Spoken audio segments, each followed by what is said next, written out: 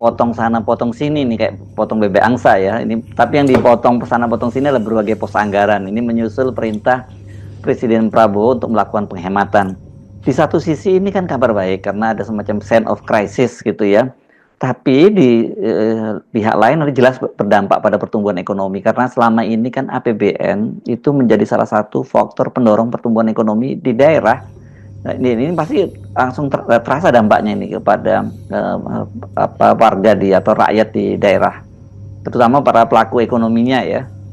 Iya, perintah Presiden untuk penghematan anggaran sampai 50% untuk menyelamatkan atau menghemat berapa 300 triliunan APBN, memang itu penting untuk diucapkan sebagai keprihatinan Presiden terhadap keadaan yang mungkin selama 10 tahun Pak Jokowi tidak diperhatikan, itu pemborosan birokrasi. Itu poin yang saya kira poin dasarnya tuh.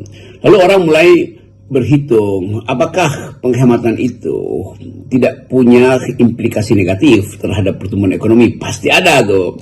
Kan secara gampang publik mulai menilai bahwa penghematan artinya tidak ada uang negara yang beredar di daerah.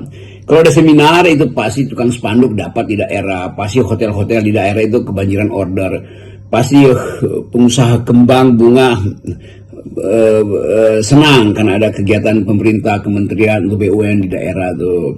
Juga tukang atau kawan-kawan ojol ini, ojek online atau ojek beneran itu akan dapat rezeki. Demikian juga maskapai penerbangan, transportasi, semua hal. Jadi sebetulnya penghematan negara itu juga punya efek restriktif, menyebabkan konsumsi tidak tumbuh di daerah. Padahal Indonesia pertumbuhan ekonomi sangat penting didasarkan pada dorongan konsumtif itu, konsumsi di sektor rumah tangga maupun sektor UMKM sebetulnya.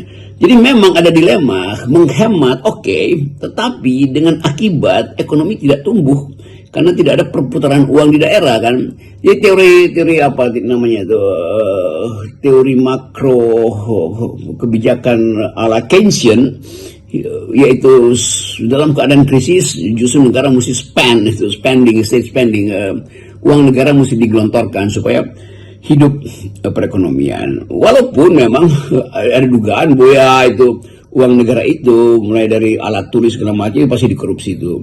Tetapi juga harus diperhatikan bahwa efek berhentinya aliran dana kementerian atau kabinet atau pemerintah umumnya ke wilayah-wilayah yang masih mulai membangun industri pariwisatanya, industri seminarnya, industri dasar untuk menghidupkan UMKM di daerah-daerah yang biasanya dapat rezeki karena seminar, BIMTEK segala macam itu.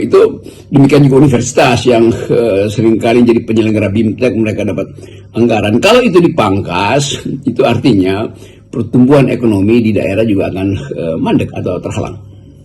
Jadi kalau menurut Anda ada